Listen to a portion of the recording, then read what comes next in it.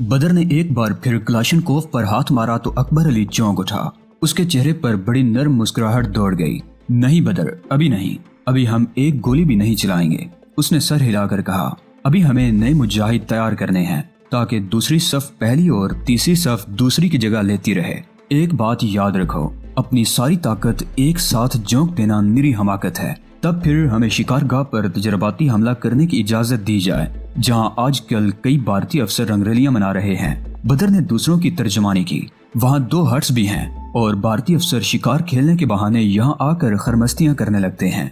नहीं, अकबर अली ने 2 टोक अंदाज में जवाब दिया। तुम लोगों के लिए हुक्म यह है कि सब अपनी अपनी बस्तियों में वापस जाओ। पहाड़ पर अलाव जलने तक मामूल की सरगर्मियां जारी रखो, लेकिन जो ही पहाड़ पर अलाव जलने लगे तो तुम्हें सब कुछ छोड़कर इसी जगह आ जाना है। समझ गए मेरी बात? कमांडर और इंस्ट्रक्टर का 2 टोक लहजा सुनकर उन्होंने सर झुकाए। सैयद साहिब से मिल लो, तुम्हारी वापसी पर ही मैं नए ग्रुप की तरबियत शुरू कर सकूंगा। अकबर अली ये कहकर अपनी गन चमकाने में मसरूफ हो गया। फौजी इस्तिलाह में ये डिसमिस होने का इशारा था। डीएसपी असगर अली। जस्टिस राम प्रसाद की छोटी छोटी आंखें पुलिस अफसर के चेहरे पर चुभने लगी। आपके कैदी कहाँ हैं? जनाब आली, शहर के हालात ऐसा नहीं कि उन्हें जेल से अदालत आलिया तक लाया जा सके। इसी बाइस खादिम को ये जुर्रत हो गई कि वो अज खुद फैसला कर गया और उसने कैदियों को अदालत में पेश करना मुनासिब नहीं समझा। Objection my Lord. Badruddin advocate खड़े हो गए। उनके चेहरे पर बला की संजीदगी थी और संजीदगी भी उस वक्त भरमी में बदल गई थी जब ये इल्म हुआ कि आज जेल से कोई कैदी नहीं लाया गया। यस, जस्टिस राम प्रसाद ने बदरुद्दीन की तरफ देखा। असगर अली का जवाब सुनकर वो लम्हा भर के लिए तैश में जरूर आए थे, लेकिन बदरुद्दीन ने मुदाखलत करके उनका गुस्सा ठंडा कर दिया था। अदालत में पेशी पर कैदियों को पेश न किए जाने से उन्हें चिढ़ थी और जस्टिस राम प्रसाद बिलउमूम ऐसे पुलिस अफसरों का नाटका बंद कर दिया करते थे जिन पर इस नोयत की बदअमली का इल्जाम आयद किया जाता था। डीएसपी असगर अली शहर के बिगड़े हुए हालात के बावजूद अदालत में पेश हो सकते हैं, तो कैदियों को लाने का इंतजाम इनके बस में होना चाहिए। नजरबंदों की अदालत में पेशी पुलिस की जिम्मेदारी है। डीएसपी साहिब, जस्टिस राम प्रसाद ने सर हिलाते हुए कहा, वकील बदरुद्दीन का एतराज बेजा नहीं। मैं अर्ज करता हूं कि कुछ नहीं। जस्टिस ने जोर से सर झटक कर कहा, इस केस में ये पहली और आखिरी वार्निंग है। नजरबंदों को अगर कल पेश नहीं किया गया तो मैं तौहीन अदालत के मुतालिका ज़ाब्तों के तहत कार्रवाई पर मजबूर हो जाऊंगा। नजरबंदी की वजह भी कल ही पेश की जा सकती है। मुझे डर है माय लॉर्ड के जेल में मेरे मोकलों पर तशद्दुद किया जाएगा। बदरुद्दीन एडवोकेट ने खदशे का इजहार किया। अदालत वकील बदरुद्दीन को हिदायत करती है कि वो आज ही अपनी पसंद के डॉक्टर से नजरबंदों का तिबी मुआयना करा लें। इस सिलसिले में सुपरिटेंडेंट जेल और जेल की डिस्पेंसरी के इंचार्ज को भी हिदायत की जाती है कि वो वकील बदरुद्दीन और उनके साथ जाने वाले डॉक्टर से 100% तावन करें। शुक्रिया माय लॉर्ड। बदरुद्दीन का चेहरा खिल उठा। उन्हें इसी फैसले की उम्मीद थी। क्या जेल में नजरबंदों के दाखिले के वक्त उनका तिबी मुआयना कराया गया था? जस्टिस राम प्रसाद ने नायब जेलर राशिद महमूद से पूछा, जो अदालत में तलबी पर मौजूद था। यस माय लॉर्ड, इसकी रिपोर्ट भी कल की पेशी पर पेश की जाए। अदालत ने हुक्म दिया। वकील बदरुद्दीन और डॉक्टर भी अपनी रिपोर्ट के साथ अदालत में पेश हो। My lord. DSP Asghar Ali ने कुछ कहने की कोशिश की। Thank you very much gentleman. Justice Ram Prasad ने उसे रोक दिया। उकूबत खाने में अब्दुल रशीद जरगर की हालत बहुत अबतर थी।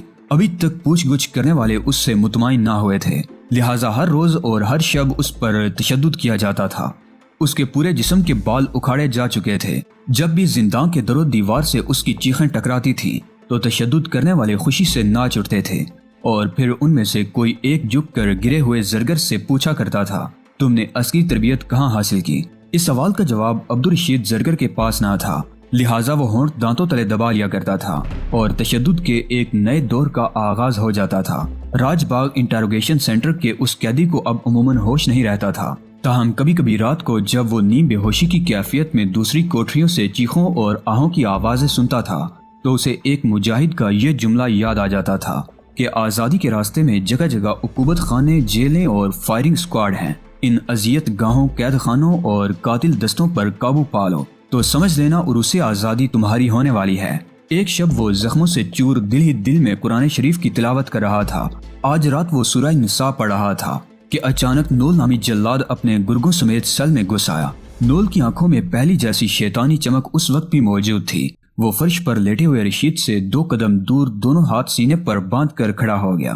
کنگن پلوامہ کے رہنے والے عبدالرشید زرگر، آج تمہاری زندگی کی آخری رات ہے، لیکن میں چاہوں تو تمہیں زندگی بخش سکتا ہوں۔ میں نوول، تم مسلمان ہو؟ عبدالرشید زرگر کا خون اچانک کی کن پٹیوں پر ٹھوکریں مارنے لگا۔ رگوں میں ایک ابال سا آ گیا تھا۔ اس کی کیفیت اچانک ہی بدل گئی تھی۔ وہ جو خود کو محض چند لمحوں تک بہت حقیر سمجھ رہا تھا، نوول کی اس ایک بات سے بہت طاقت محسوس کرنے لگا۔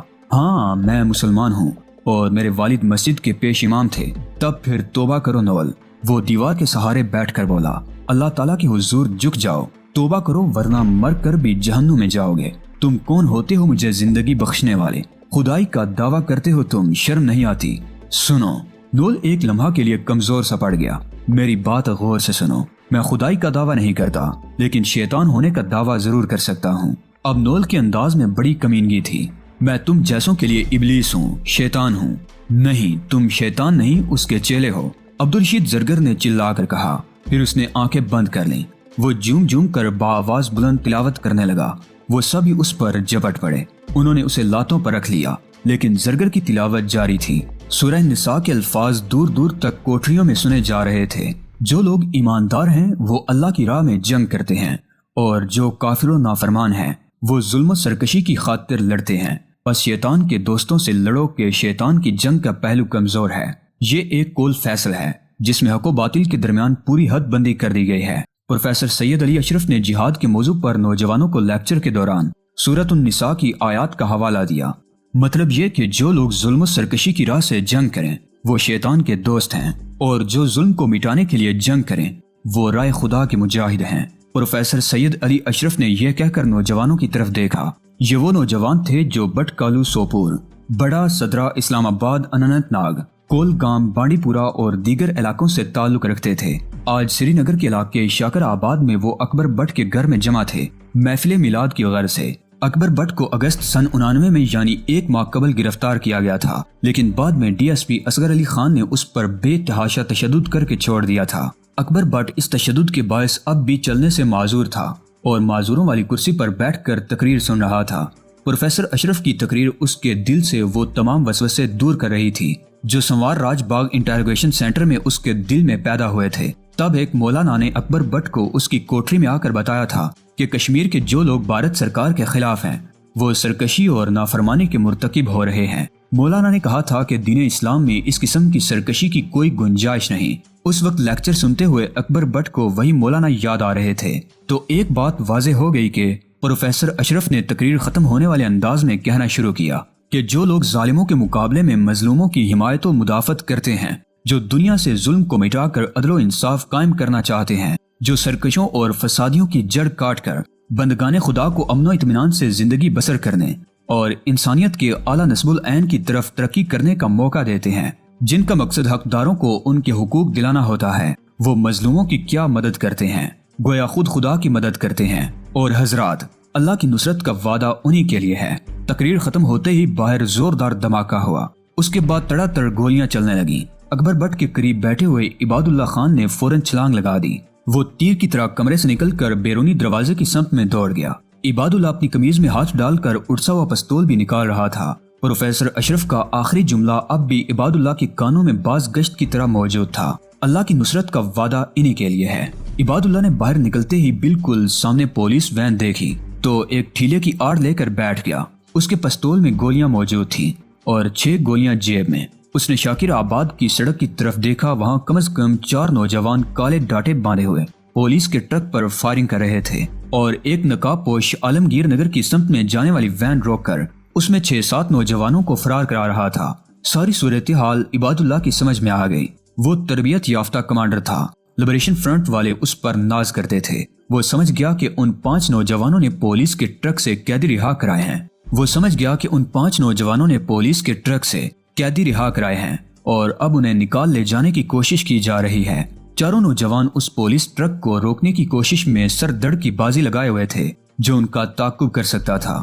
عباد اللہ نے کنکھیوں سے اکبر بٹ کے مکان کی طرف دیکھا۔ لیکچر سننے والے تمام افراد یکے بعد دیگرے گلیوں میں غائب ہو رہے تھے۔ اس نے سکون کی سانس لی۔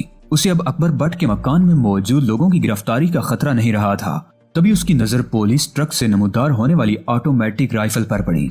वो चौंक उठा। अगर पुलिस वाला ये राइफल इस्तेमाल कर लेता तो चारों नौजवानों की जिंदगी को खतरा लायक हो सकता था।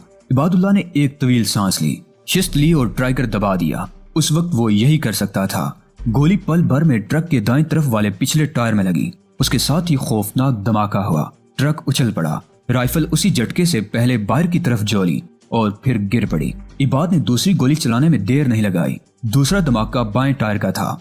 इस कामयाबी के बाद वो तेजी से आगे की तरफ रेंग गया। उसे तवक्को थी कि पुलिस वाले ट्रक से कूद कूद कर उतरेंगे और फिर उसकी अगली कार्रवाई नौजवानों को बाहिफाजत तंग गलियों में गायब होने का मौका फराहम कर देगी। फिर हुआ भी यही। पुलिस के सिपाही ट्रक से कूदने लगे। पिस्तौल फिर गरजने लगा।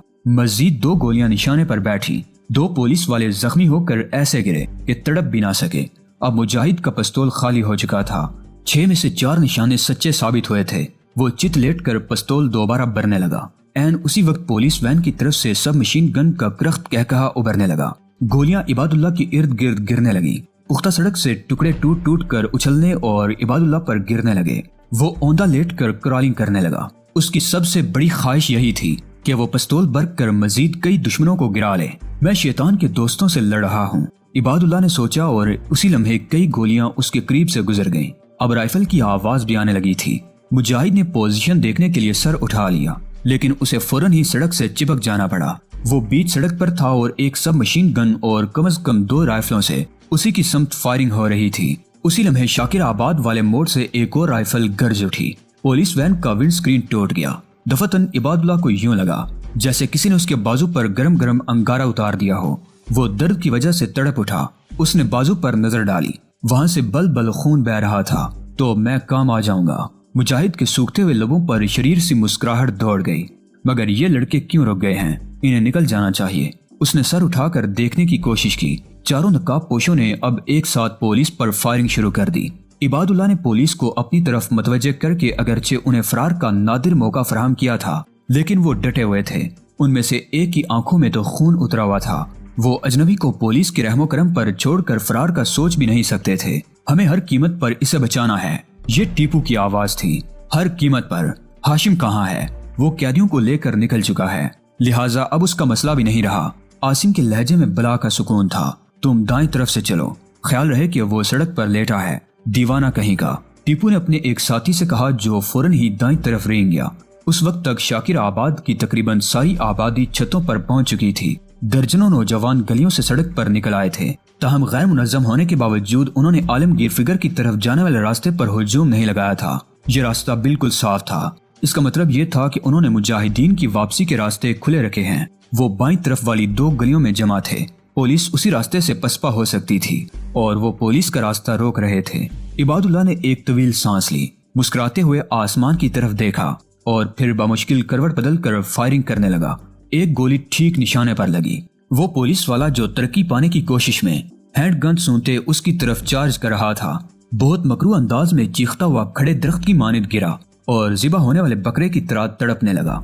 शाबाश मेरे यार। इबाद ने खुद को शाबाशी दी, लेकिन खून मुसलसल बहने की वजह से अब उसके आज़ा में पहली जैसी चुस्ती ना थी, बल्कि अजनबी सी बेकली या सुस्ती पैदा होने लगी। वो ज़हन के हुक्म को मानने में तामुल से काम ले रहा था। मुजाहिद इबादुल्लाह ने पिस्तौल फिर बुलंद करके निशाना लेने की कोशिश की, लेकिन उसी वक्त मशीन गन का एक पूरा ब्रस्ट उसके जिस्म में पेवस्त हो गया। पूरे बदन से खून के कई फवारे एक साथ बुलंद हुए। जवान खून उछल उछल कर काली सड़क पर बहने लगा। उसकी बौछार दूर तक गई और जगह जगह सुर्ख छींटे इस तरह चमकने लगे जैसे गुप्त अंधेरे में रास्ता दिखा रही हों। मैं हाजिर हूँ मेरे अल्लाह, इबादुल्लाह ने कलमा पढ़ने से कबल कहा। उसकी आंखें उस वक्त भी चमक रही थी जब उसकी गर्दन डलकी थी। मरने के बाद उसका चेहरा मुस्कुरा रहा था, जैसे कह रहा हो, मौत के पर्दे से कम होती नहीं ताबंदगी। इस तरफ भी जिंदगी है, उस तरफ भी जिंदगी। मैं अपना सर फोड़ लूंगा, टीपू ने सुलगते हुए लहजे में कहा। उस वक्त कमरे में उनका पूरा ग्रुप मौजूद था।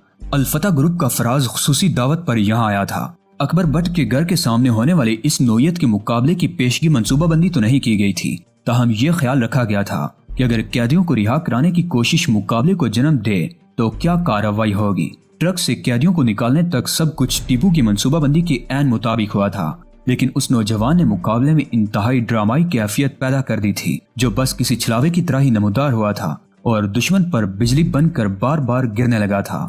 JKLF کے حلقوں اور اکبر بٹ سے صرف یہ اطلاع مل سکی تھی کہ وہ جاوید میر کے ساتھیوں میں سے تھا، لیکن زا ٹائیگرز اور اللہ ٹائیگرز کے نوجوانوں میں زیادہ تر اٹھتا بیٹھتا تھا۔ اس کا تعلق بارامولہ کے ایک گاؤں سے تھا اور یہاں اسلامیہ کالج سری نگر میں تعلیم حاصل کرنے کے لیے آیا تھا۔ خدا کرے کہ مجھے بھی ایسی ہی موت نصیب ہو، اشرف ڈار نے کہا۔ وہ احسن ڈار شبیر شاہ اور دیگر عسکری رہنماؤں کے ساتھ کچھ دیر قبل ہی سری نگر پہنچا تھا۔ وہ بذات خود آج کل چھلاوا بنا ہوا تھا، ایسا لگتا تھا جیسے اسے بہت جلدی ہو۔ وہ بہت پھرتی سے آپریشن آگے بڑھا رہا تھا۔ اب تو اشرف ڈار کے بارے میں قصے کہانیاں بھی مقبول ہونے لگی تھی۔ دوسری طرف عبد المجید وانی تھا، جس کے گروپ نے کئی علاقوں میں بھارتی سیکورٹی فورسز کی زندگی اجیرن بنا رکھی تھی۔ وہ سب خاموشی سے ایک دوسرے کی طرف دیکھنے لگے۔ سناٹا گہرا ہونے لگا تو سکندر ہی نے بات شروع کی۔ میں کشمیر کے اس لاڈلے کو سلام پیش کرتا ہوں جس نے مجاہدین کو بچانے کے لیے اپنے لہو کی قربانی دی، اپنی جان نظر کر دی اور کشمیر سے اپنی وفاؤں کا ثبوت پیش کر دیا۔ سکندر کے لہجے میں ٹھہراؤ تھا، ضمانت تھی اور ایک ایک جملہ بہت سوچ سمجھ کر منتخب کر رہا تھا۔ میں اشرف کی اس خواہش کو اپنی خواہش سمجھتا ہوں کہ اللہ تعالیٰ ہمیں اسی طرح عباد اللہ کی طرح سرخرو کرے، ہم اسی طرح جد و جہد کریں، جموں و کشمیر کو بھارتی تسلط سے نجات دلائیں، یا پھر جسم کے بوجھ سے اسی کی طرح چھٹکارا حاصل کر لیں، آمین۔ سوپور کے ساکی نے بآواز بلند کہا۔ وہ سب اس کی دعا میں شریک تھے، لیکن ایک بات جو میں پورے وثوق سے کہنا چاہتا ہوں کہ شہید عباد اللہ کا خون رائگاں نہیں جائے گا، ایک ایک قطرہ خون کا حساب لیا جائے گا۔ وہ عباد اللہ جیسے شہیدوں کو ختم نہیں کر سکتے۔ یہ درست ہے کہ زندگی فانی ہے، لیکن اگر کوئی شہیدوں کی طرح جینے کا کرینہ سیکھ لے تو بھی وہ جاویداں ہو جاتا ہے۔ دوستو، آج کی قسط آپ کو کیسی لگی؟ کامنٹ باکس میں اپنی قیمتی رائے کا اظہار لازمی کریں۔ ویڈیو کو لائک کر کے اپنے دوستوں عزیزوں سے لازمی شیئر کریں۔